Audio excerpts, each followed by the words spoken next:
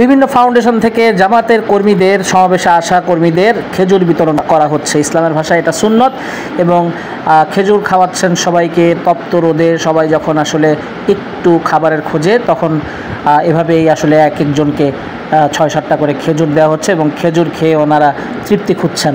তো এরকম সৌহার্দ্যপূর্ণ আচরণ আমরা দেখতে পেয়েছি শাহবাগ এবং সোহরাওয়ার্দী উদ্যানের যে লাগোয়া এলাকাটিতে আছে।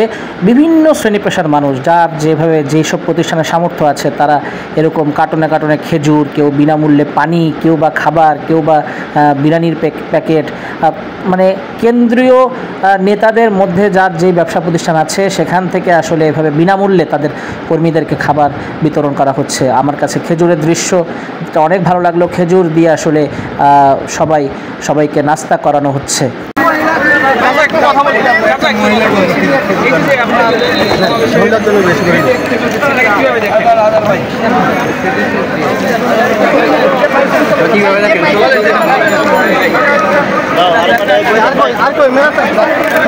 मेरा भाइयों ये खेजूर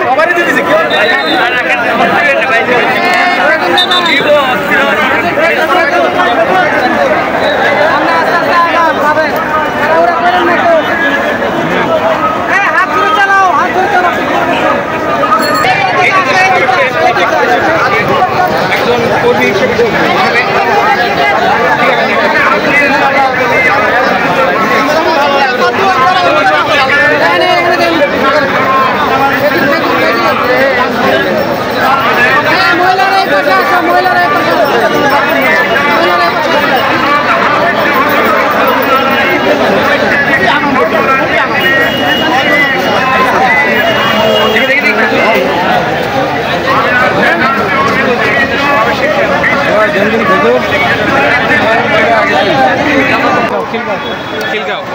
আর একটু বলেন যে একজন কর্মী হিসেবে কেমন লাগে যে ফ্রিতে খেজুর দিচ্ছে?